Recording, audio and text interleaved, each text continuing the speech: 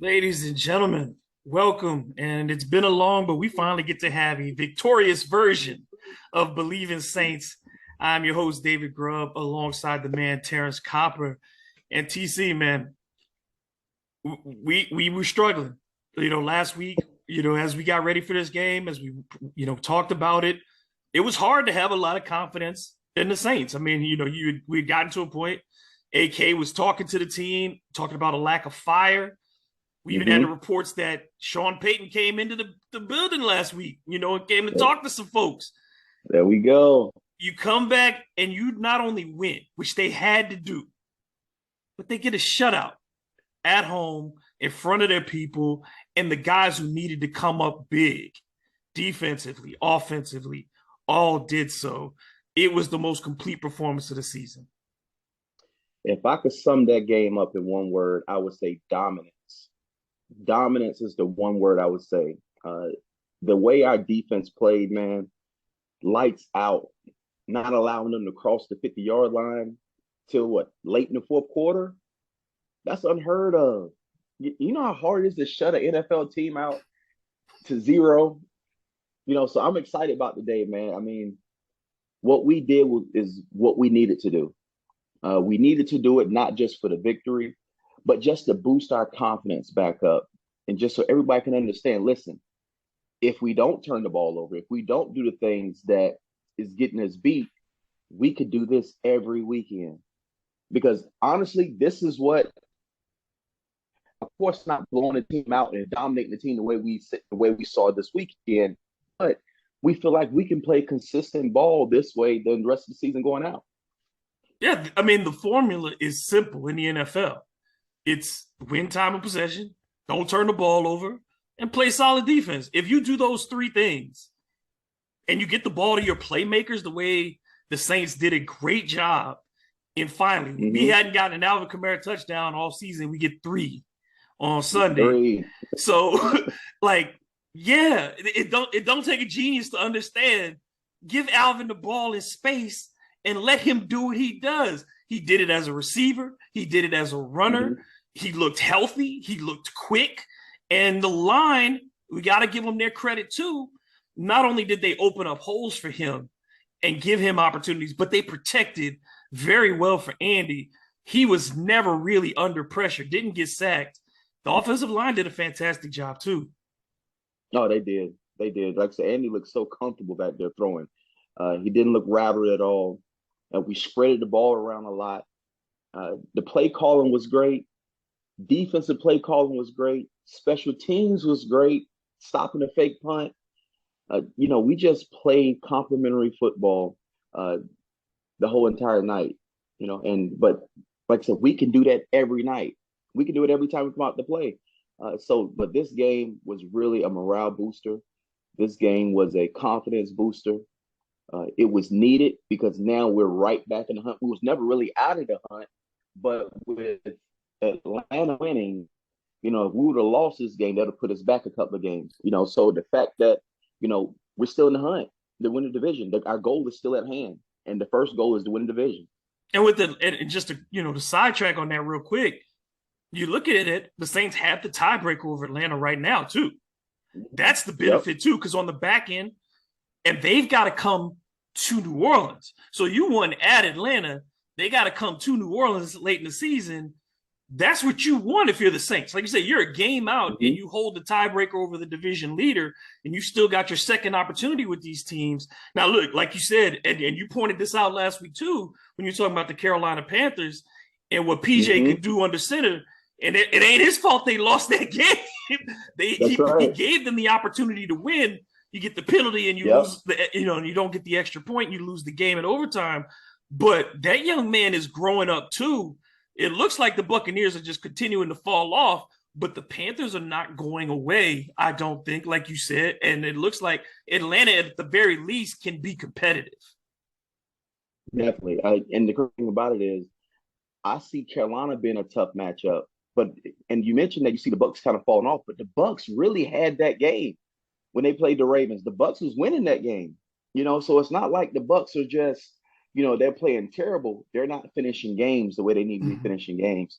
So the Bucks are still in this race. our division is right now is still wide open. With even with the records that we have, I still feel like anybody can take this division. But the way that the Saints played this weekend, and if we can continue what we're doing, not necessarily being as dominant as we were. I mean, that's tough to be dominant like this week in and week out. But if we found the formula, which I feel like we found the formula, because you got to think about it. The Raiders, they just came off of a 3-game hot streak. They Yeah. won 2 of the last 3 games and only losing to the Chiefs by 1 point. So they came into here hot.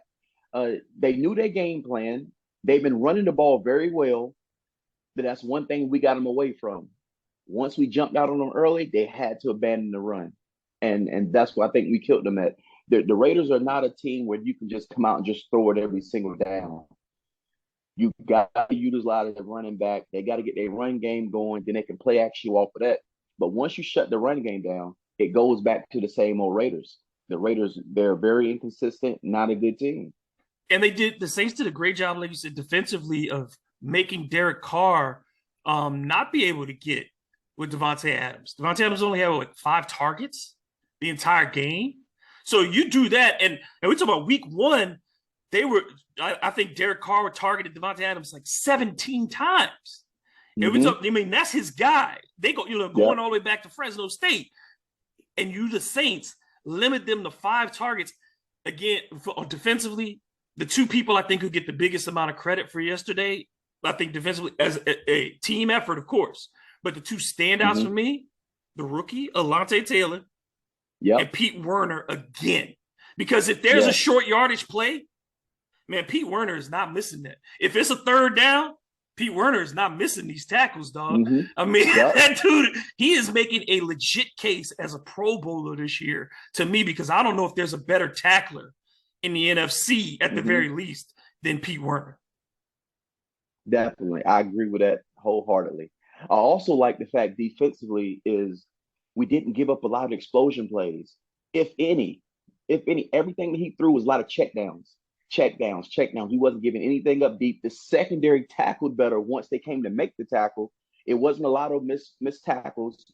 Usually, from what I've seen, the first person that was coming to make the tackle usually brought him down in the secondary. So seeing stuff like that, man, is just it's great to see because you can tell that we're on the right track.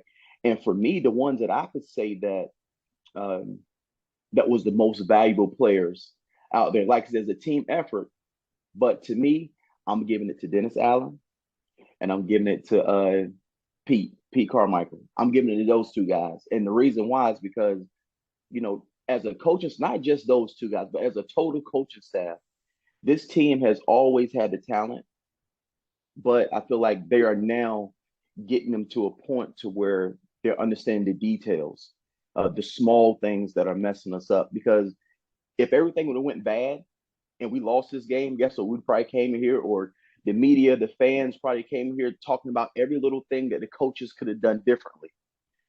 So I'm going to give them their flowers every time it's just due, because at the end of the day, it's hard to coach in the NFL, and it's hard to coach NFL caliber players like we have. I mean, it's just hard to coach in the NFL, and the fact that you can come out and put a 0 on the board and put up 24 points and you play great on all facets of the game, man, you got to shout the coaches out because they did a great job. I think goes to the coaching staff's credit to understand that they've had to call games differently.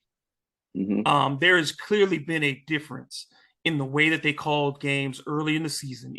And I'm not just saying the transition from Jameis to Andy, even in the first couple of Andy starts.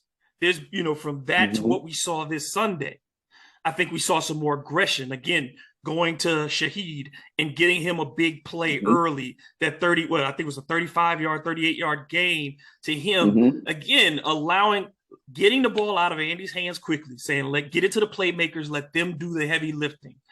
Knowing that you needed to have explosive plays within drives, that you're not good at the 15-play drive. That's not going to happen a lot. So you need to create these plus 20-yard plays every now and then with your tight end, with your Mm-hmm. receivers, with your running back. And they did a lot of that. And also, I don't have a problem. I know a lot of people had a problem on Saints Twitter with them calling in, or maybe Sean Payton coming in and consulting.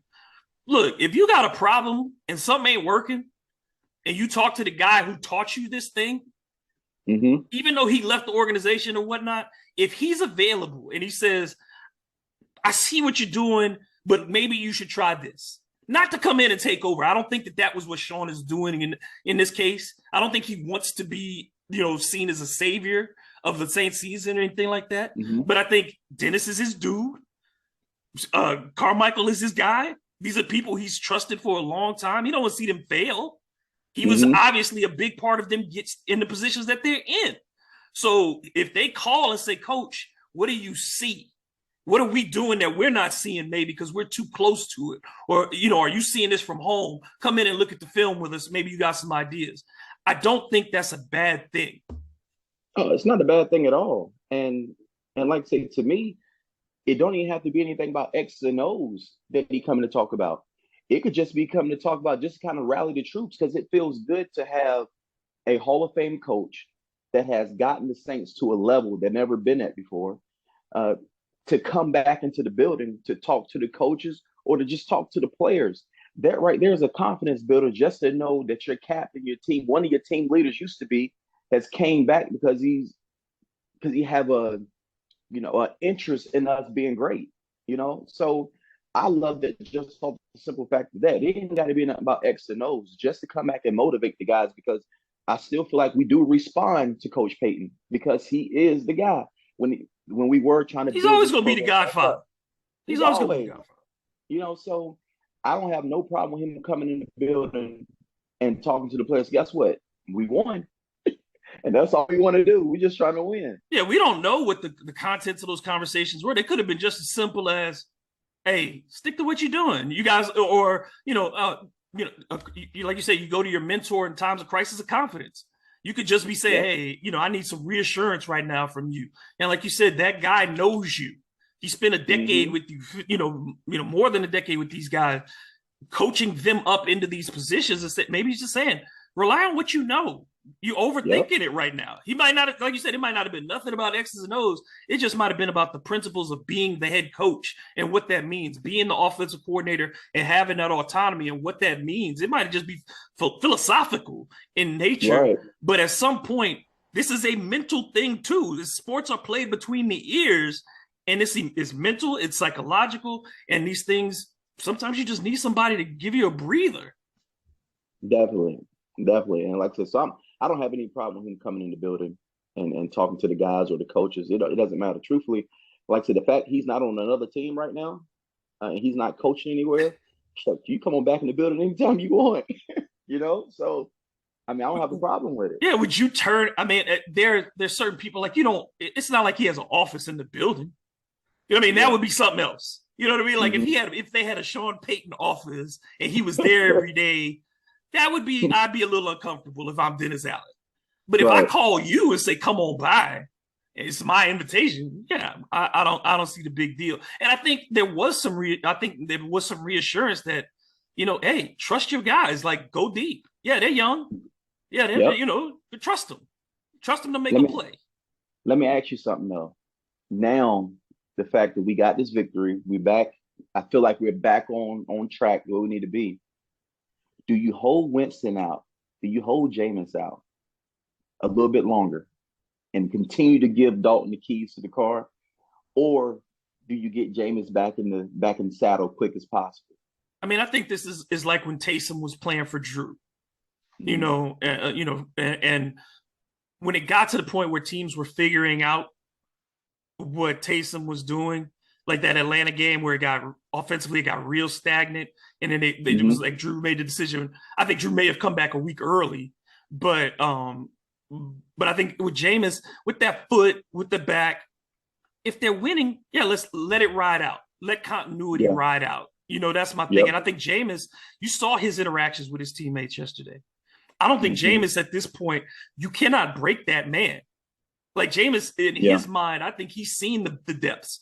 So benching him now, that don't phase him. He's going to come to work and he's going to prepare like he's the starter because nobody believes in Jameis Winston more than he does. And I'm not saying that as a negative.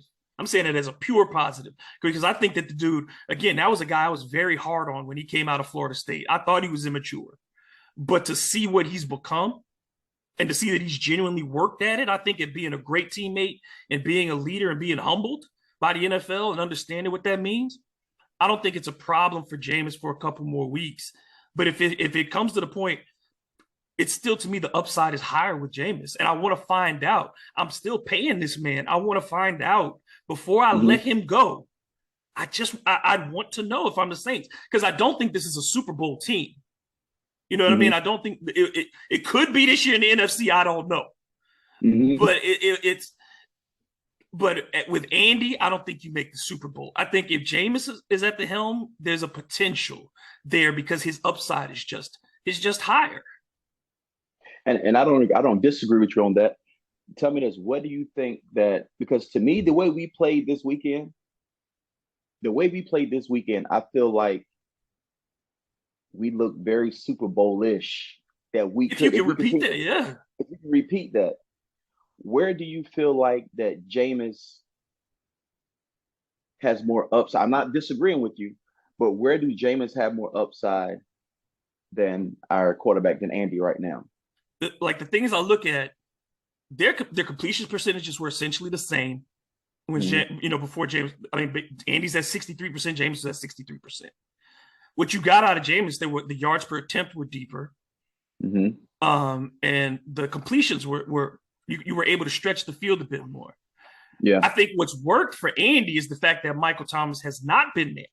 What has worked for Andy is the fact that he's been forced in a situation really to rely on AK and to rely on some these other guys, and the running game has picked up. The Saints did not have that same running game too with Jameis. So the play action wasn't working the same way.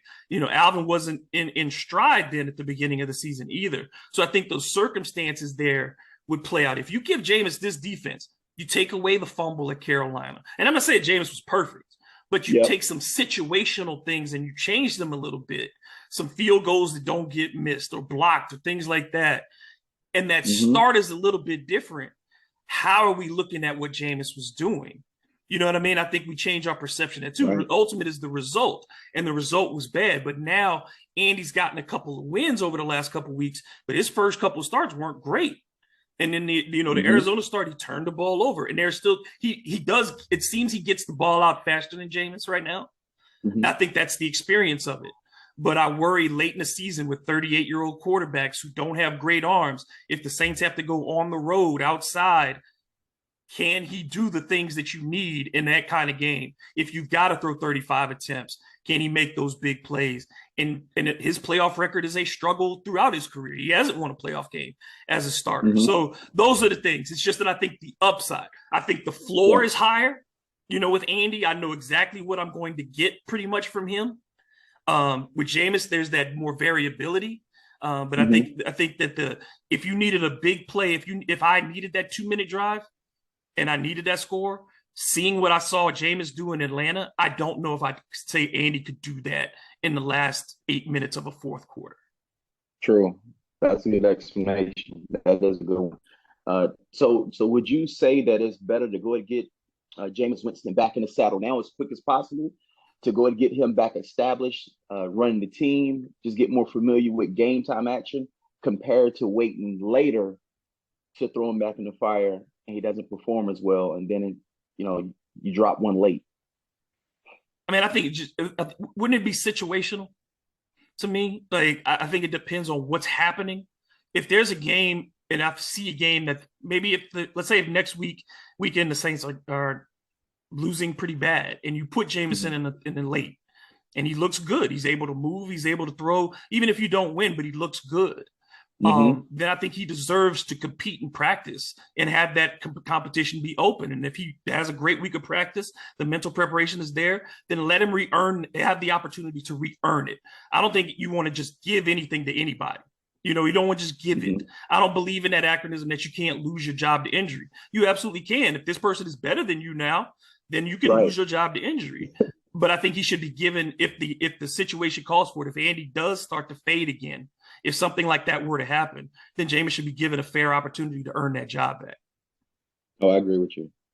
But I That's wouldn't what I just did. make the change for change's sake because you got a Yeah, rhythm. Like you said, if you have a yeah. rhythm, I'm not going to just upset that because again, there's no gain in it in the draft.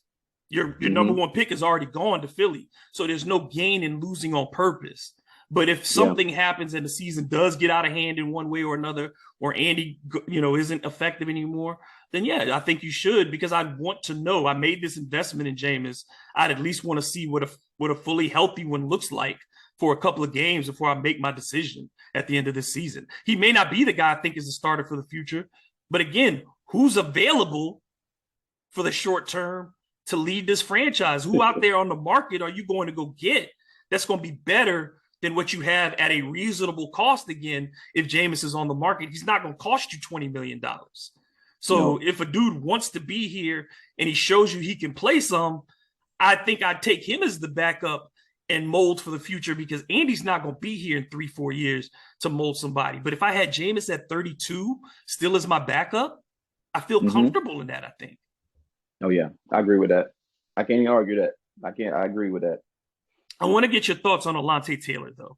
As a Hmm. receiver, watching his technique as a rookie, I thought he was physical. I thought he was decisive, and I thought he knew his assignments very well. He was not playing just off of instinct. He looked like he was a studied corner. What did you see out of Alontae? Exactly what you said.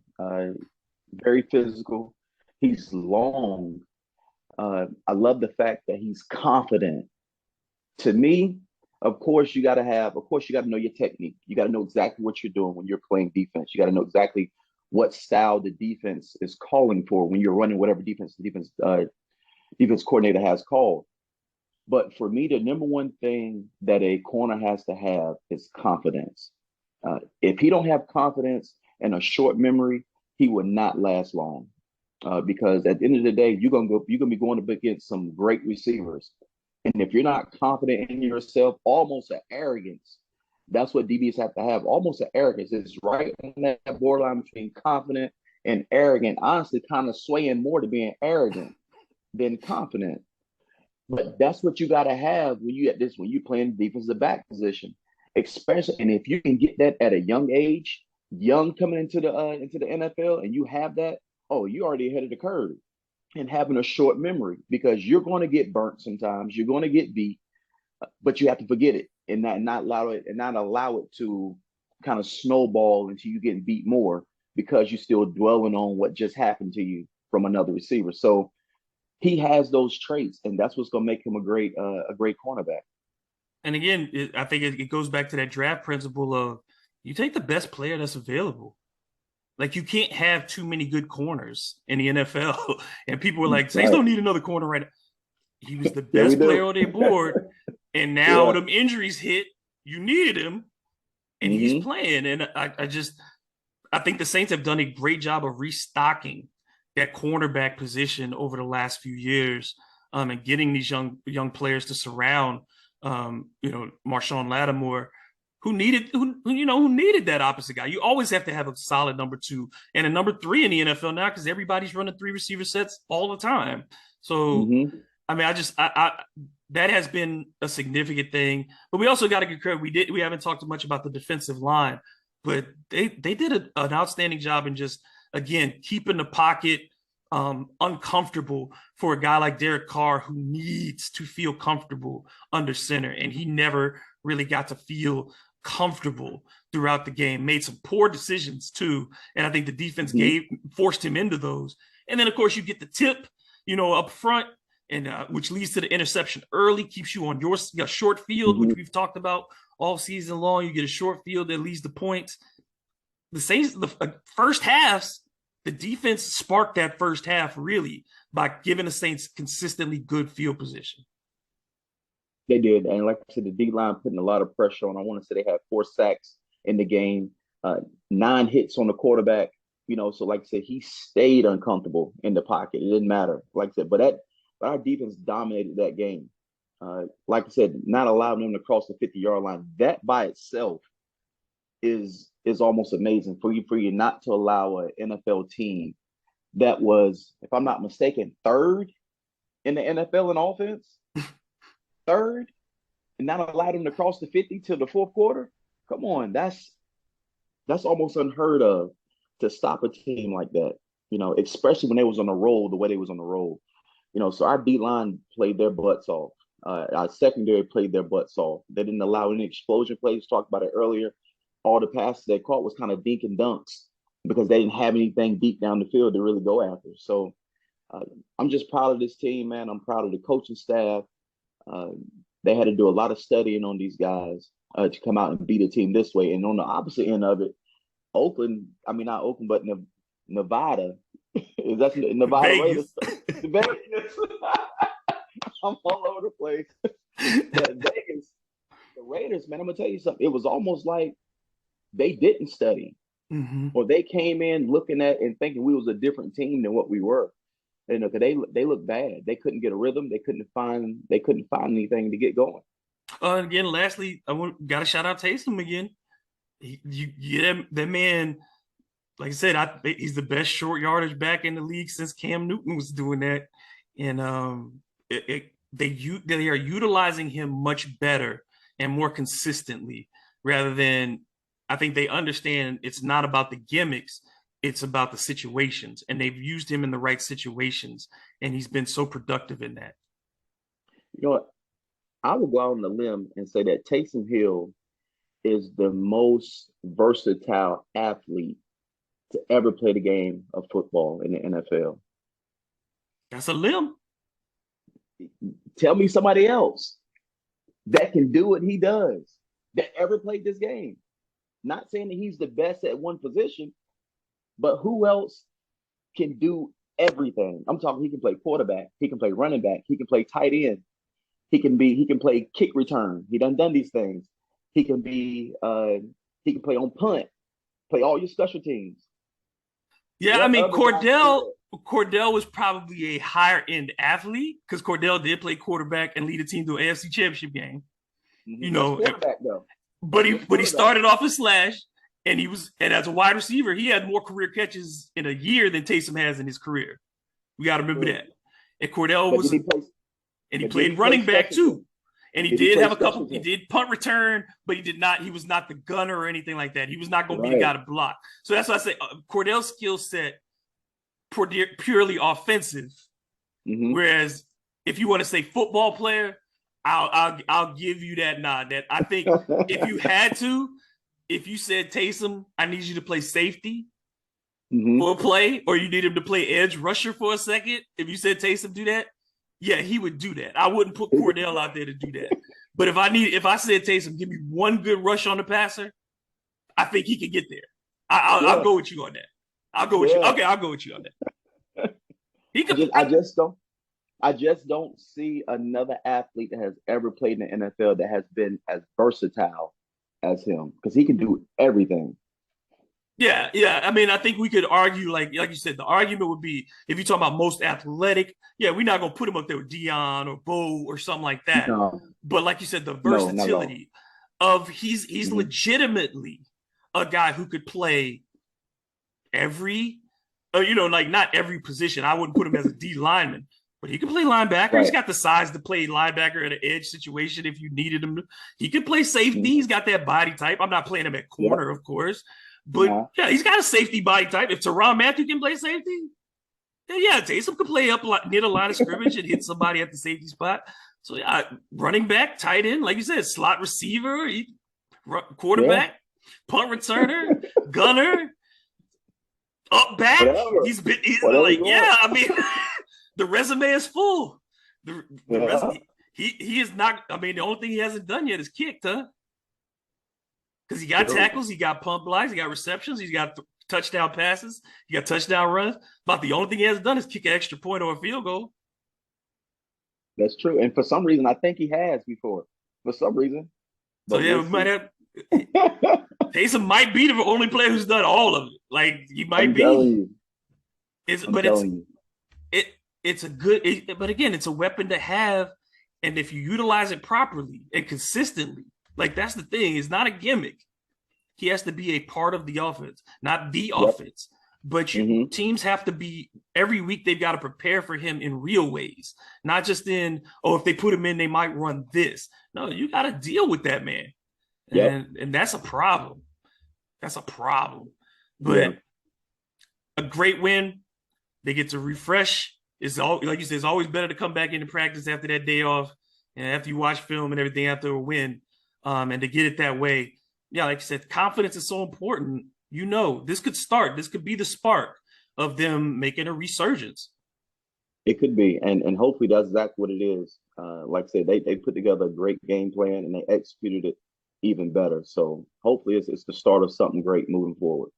But we'll be back later this week to get in on the preview for this weekend's contest and that more. Keep you updated. But y'all know how to keep up with T Copper. On Instagram, he's on Twitter every day, and you can follow me at DM Grub.